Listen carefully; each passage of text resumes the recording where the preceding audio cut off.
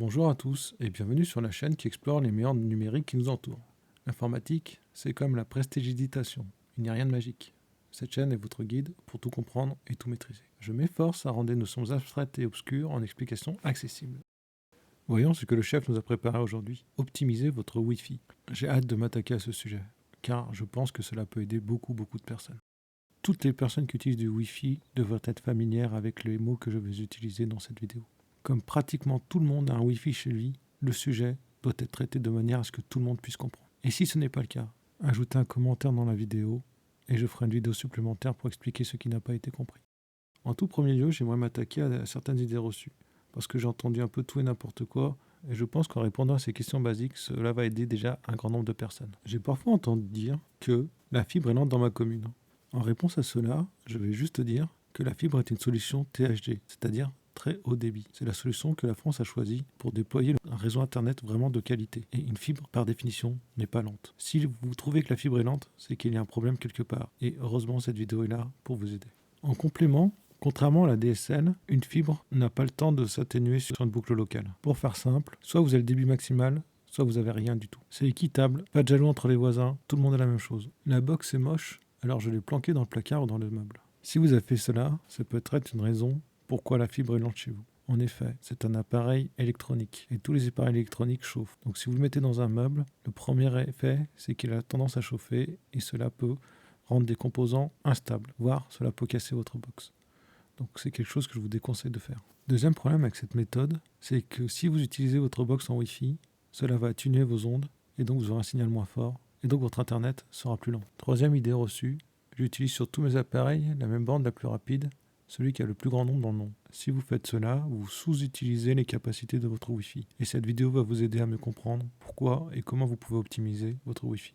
Quatrième point, même si nous ne le voyons pas, les ondes sont partout et il y en a de plus en plus. Et elles occupent le même espace et donc elles sont en concurrence les unes avec les autres. C'est quelque chose que vous devez avoir en tête. Bien qu'on ne les voit pas, les ondes se cognent, s'abîment. Et donc, nous allons voir comment on peut optimiser cela dans cette vidéo. Cinquième point, j'ai posé ma box au sol ou très bas. Est-ce une bonne idée? À cette question, je vais vous répondre que non. Les ondes, quand elles se propagent, forment une sphère. Et si vous posez votre box trop bas, vous n'avez que le haut de la sphère qui se propage et pas toute la sphère.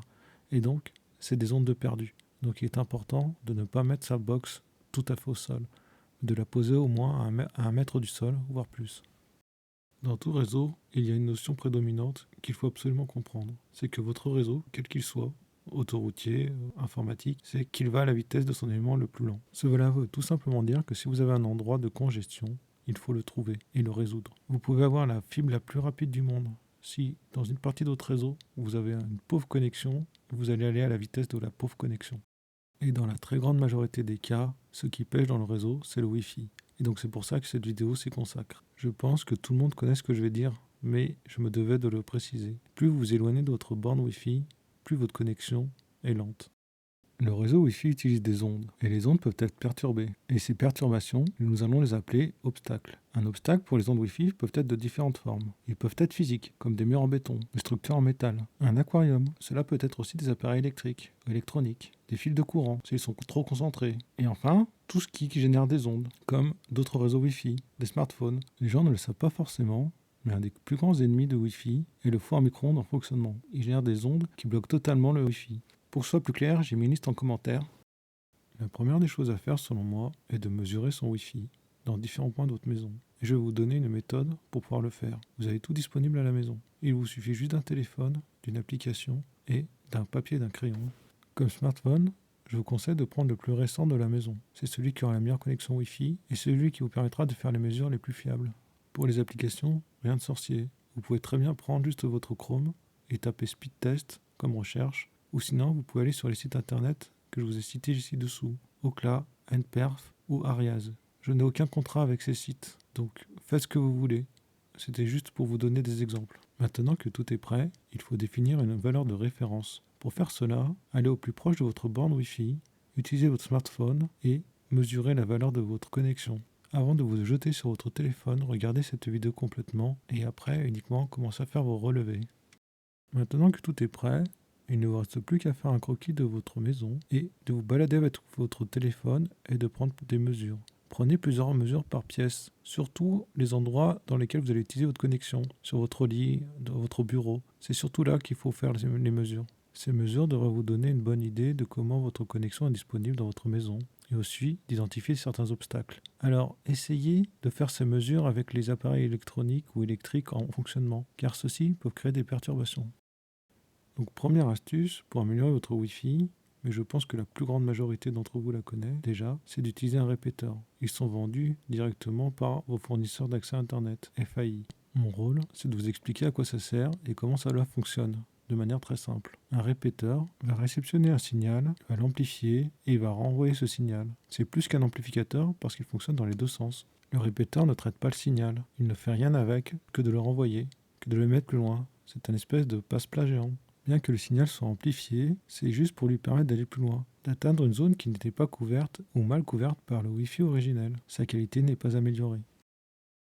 La question qui se pose souvent, c'est où placer son répéteur Wi-Fi. Trop près de la borne Wi-Fi ne sert à rien puisque la borne Wi-Fi a souvent un rayon d'action bien plus long que celui du répéteur Wi-Fi. En dehors de la couverture du Wi-Fi, le répéteur Wi-Fi n'a aucune utilité puisqu'il n'a aucun signal à retransmettre. À la limite de la portée du Wi-Fi, le répéteur n'a non plus aucune utilité puisqu'il aura un signal trop faible à relayer et donc les appareils qui utiliseraient ce répéteur ne pourront pas jouir d'une connexion Internet suffisante. Par déduction, le meilleur endroit pour positionner son répéteur Wi-Fi se trouve à peu près au milieu de votre rayon d'action de votre borne Wi-Fi. Vous perdez un peu de connexion, mais vous étendez votre connexion dans des zones que votre borne ne pourrait pas atteindre. Et vous prolongez dans le même temps la connexion moyenne dans un rayon beaucoup plus grand. Prenons des cas concrets, cela sera beaucoup plus parlant. Premier exemple, je place mon répéteur Wi-Fi au centre de mon rayon d'action sur un signal que je vais qualifier de bon. Dans le même temps, j'utilise mon téléphone portable dans la couverture de mon répéteur qui lui aussi est de qualité moyenne. En fait, c'est comme si j'étais placé avec mon téléphone dans le rayon d'action de ma bande Wi-Fi avec un signal bon. Les répéteurs Wi-Fi sont des très bonnes solutions pour contourner des obstacles Wi-Fi, comme les murs en béton, les micro-ondes et autres appareils électroniques qui peuvent générer des perturbations.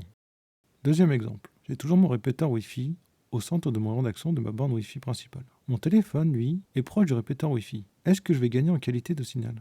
Non, je vais juste conserver la qualité de mon signal bon. Passons maintenant au troisième exemple. J'ai toujours mon répéteur Wi-Fi au centre du rayon d'action de ma box Wi-Fi. Et contrairement à avant, je vais positionner mon téléphone tout au bout du rayon d'action de mon répéteur Wi-Fi. Quelle qualité de signal j'aurai d'après vous? En fait, je vais dégrader mon signal. En effet, mon signal Wi-Fi, avec la distance, se résorbe. Et c'est physique, je ne peux rien y faire. Donc plus je m'éloigne mon répéteur, plus je vais perdre en qualité de signal. Le dernier exemple, c'est vous permettre de bien assimiler qu'un répéteur Wi-Fi n'améliore jamais un signal Wi-Fi. Si je place mon répéteur Wi-Fi trop loin de ma borne, peu importe que je sois proche de ce répéteur ou éloigné, j'aurai toujours un signal de qualité très faible. Et généralement, pas suffisant pour pouvoir jouir d'une connexion Internet suffisante. Maintenant, reprenons la cartographie que j'ai réalisée au début de la vidéo. Si on regarde bien la carte, on se rend compte qu'il y a une difficulté à résoudre. J'ai un endroit de la maison qui a une connexion très basse. À votre avis, à quel endroit dois-je positionner mon répéteur afin de bien couvrir cette zone? La plupart d'entre vous l'ont deviné, mais c'est exactement là où je voulais en venir. Bien positionner un répéteur Wi-Fi quand on est bien renseigné, c'est un jeu d'enfant. Voilà le résultat, et voilà ce que ça change dans ma maison. J'ai mis en jaune, pour que ce soit bien visible, les changements qui vont être opérés en positionnement mon répéteur Wi-Fi à cet endroit. Jusqu'à présent, j'avais fait exprès de ne pas donner de débit dans toutes mes explications. Et la raison est simple, parce que donner un débit, c'est compliqué. Il y a beaucoup de facteurs qui entrent en compte, et c'est ce que cette slide va vous expliquer. Le premier facteur est évident, c'est le débit que vous avez en entrée, ainsi que la puissance de votre Wi-Fi et la puissance de vos récepteurs. Si vous avez un vieil ordinateur qui date de plus de 15 ans, n'espérez pas avoir 100 mégabits de réseau Internet. Le deuxième facteur est la consommation que vous avez. C'est très simple. Si vous faites de la domotique, vous n'avez pas besoin d'avoir 20 mégabits par seconde de réception. Pour un ordre d'idée, 20 mégabits par seconde correspond à la consommation d'un film en 4K. Le dernier point est souvent négligé, mais est très important. En effet, vous partagez votre bande Wi-Fi avec tous les appareils qui y sont connectés. Si l'on mesure le signal Wi-Fi à côté de votre borne, vous devez avoir par exemple pour un ADSL aux alentours de 2 mégabits par seconde. Et cela dépend de votre atténuation. Si vous êtes très loin du relais, cela peut même chuter. Pour une connexion fibre, cela dépend de votre contrat. Vous pouvez aller de 100 mégabits par seconde jusqu'à plusieurs gigabits par seconde. Cela dépend aussi de votre borne Wi-Fi. Si vous êtes en Wi-Fi 6 ou en Wi-Fi 7. En Wi-Fi 6, n'espérez pas atteindre les gigabits par seconde. Vous pouvez atteindre jusqu'à 350 mégabits par seconde. En Wi-Fi 7, en revanche, vous pouvez atteindre plusieurs gigabits par seconde. Cela dépend aussi de votre téléphone, si il dispose d'une connexion 6G ou 7G.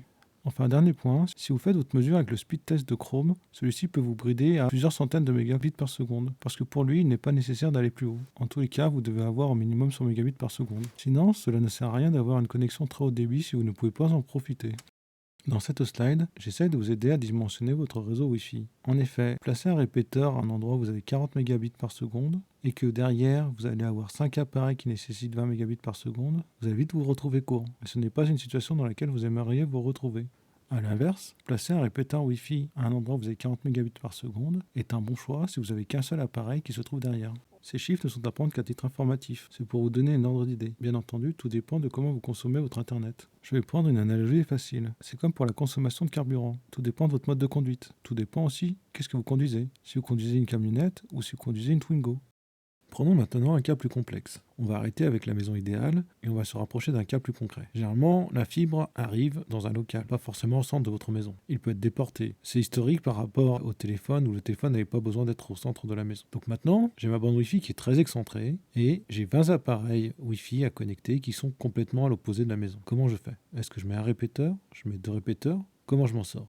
Pour répondre à cette problématique, nous avons besoin de connaître les caractéristiques techniques des répéteurs. Les répéteurs sont des appareils beaucoup moins sophistiqués que les bornes Wi-Fi.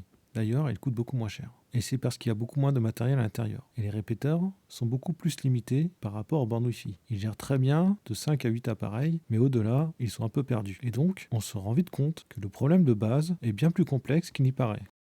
Vous l'aurez compris, il n'y a pas de solution miracle. On est obligé de mettre une borne Wi-Fi de l'autre côté de la maison. Alors maintenant, il y a deux solutions qui s'offrent à nous. Soit on achète une deuxième borne Wi-Fi et on met un câble réseau entre les deux bornes, on le fait courir tout le long de la maison dans les combles ou contre les murs. Ça dépend si vous êtes propriétaire ou locataire, ça va complexifier la tâche. Soit vous déplacez la borne Wi-Fi originale. Et donc pour ça, j'ai regardé 30 mètres de fibre optique, ça s'achète très bien chez tous les marchands, que ce soit de Leroy Merlin, Cdiscount ou Amazon, et vous en avez pour de 8 à 20 euros. C'est quelque chose qui est complètement faisable. Vous pouvez faire intervenir quelqu'un, vous pouvez vous le faire vous-même, mais voilà, c'est à vous de voir.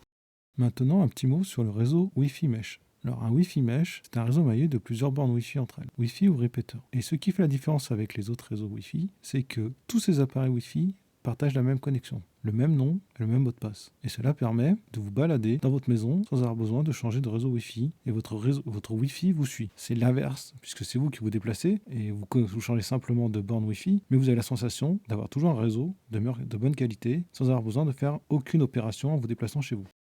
Maintenant que l'on maîtrise le concept du Wi-Fi dans une maison, passons à un environnement un peu plus concurrentiel, les immeubles. Dans certains immeubles, vous pouvez avoir des dizaines de Wi-Fi. Cela dépend du nombre d'appartements. Et chaque Wi-Fi va être en fait un ennemi d'un autre Wi-Fi. Si vous êtes chanceux, chaque réseau Wi-Fi peut être circonscrit dans chaque logement, grâce au mur de séparation du plancher et de votre plafond. La brique et les murs en béton absorbent très bien les ondes Wi-Fi, et donc elles ne vont pas chez vos voisins. Cela vous protège de vos voisins du même étage. Maintenant, dans certains immeubles en briques, les plafonds et les sols ne sont pas forcément faits en béton ou en briques. Ils peuvent être faits en bois. Et là, la donne est différente. Vous avez besoin de vous protéger de vos voisins du haut et du bas. Pour savoir si vous êtes concerné par cette concurrence, il y a un test hyper simple à faire. Prenez votre téléphone portable, ouvrez les connexions et regardez toutes les connexions qui ont un signal très fort. Cela vous donnera un aperçu de l'étendue du problème. Déjà, un premier conseil que je peux vous donner, c'est de répartir vos appareils sur plusieurs bandes Wi-Fi. En effet, la plupart des bandes Wi-Fi actuelles sont bibandes. Elles proposent deux Wi-Fi différents, soit 5G 6G, soit 6G 7G. Elles ont des noms différents. Donc maintenant, elles s'appellent Wi-Fi et Wi-Fi+, par exemple. Et c'est super important d'utiliser toutes ces bandes. Alors, comment choisir quelle bande pour quel appareil? C'est simple, les smartphones, les télés et les ordinateurs doivent être mis sur la bande la plus rapide. Tout ce qui est domotique et autres appareils qui consomment moins de bandes passantes doivent être mis sur la bande la plus petite. Alors comment on se sort de cette galère? En tout premier lieu, sachez que vous ne pouvez pas agir tout seul. Vous devez agir de concert avec vos voisins, du dessus, du dessous, de chaque côté de votre appartement. N'essayez pas de le faire de votre côté, cela va être une catastrophe. L'idéal serait d'impliquer votre syndic si vous en avez un, et que ce syndic attribue des canaux, je vais en parler tout de suite après, à chaque appartement. Qu'est-ce qu'un canal? En fait, dans chaque plage Wi-Fi, 5G, 6G, 7G, vous avez plusieurs canaux disponibles. C'est-à-dire qu'il y a plusieurs ondes porteuses qui peuvent porter le signal. Chacune de ces ondes porteuses est appelée un canal. Maintenant, attention, deux ondes porteuses très proches vont entrer en concurrence très fortement et cela causera plus de dommages qu'être sur la même onde porteuse que son voisin parce que vous ne bénéficierez pas du gestionnaire de collision au sein du même canal.